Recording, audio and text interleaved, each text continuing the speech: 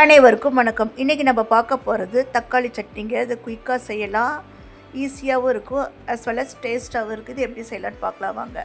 5 பழுத்த தக்காளி, 2 டீஸ்பூன் சாம்பார் பொடி, தேவையான அளவுக்கு உப்பு சேர்த்து அரைச்சிட்டு வந்துடலாம். 2 டேபிள் ஸ்பூன் எண்ணெய், கடுகு, கடலப்பருப்பு சேர்த்துடலாம், நிறம் மாறட்டு பருப்பு, 2 காஞ்ச மிளகாய், 2 பச்சை மிளகாய், 1 இன்ச் அளவுக்கு இஞ்சி துருவி இதை சேர்த்தாச்சு. சேர்த்துட்டு ஒரு கொத்து கருவேப்பிலை சேர்த்துட்டு நல்லா வதக்கி விடுங்க. அடுப்பை சிம்மில் இருக்கட்டும். இதில் ஒரு பிஞ்ச் அளவுக்கு மஞ்சள் தூள் சேர்த்துடலாம். சேர்த்துட்டு நல்லா வதக்கி விடுங்க. வதக்கி விட்டுட்டு அரைச்சி எடுத்துகிட்டு வந்த தக்காளி பேஸ்ட்டை இதில் ஊற்றிடலாம். ஊற்றிட்டு ஒரு கப் அளவுக்கு தண்ணி ஊற்றிக்கலாம். நம்ம சாம்பார் பொடி போட்டிருக்கிறதுனால திக்காகும். ஸோ நம்ம ஒரு கப் அளவுக்கு தண்ணி ஊற்றிடலாம். இந்த தக்காளி சட்னி இட்லி, தோசை, பொங்கல், சப்பாத்தி, பூரி எல்லாத்துக்குமே தொட்டு சாப்பிட ரொம்பவே டேஸ்ட்டாக இருக்கும். இது பார்த்திங்கன்னா ஸ்கூலுக்கு கிளம்புற குழந்தைங்களுக்கு ஈஸியாக ரெடி பண்ணி கொடுத்துடலாம்.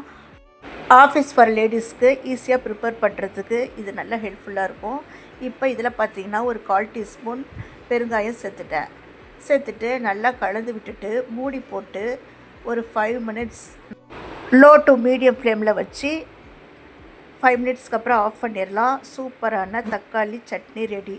வீடியோ பிடிச்சதா லைக் பண்ணுங்கள், ஷேர் பண்ணுங்கள், சப்ஸ்கிரைப் பண்ணுங்கள். நன்றி, வணக்கம்.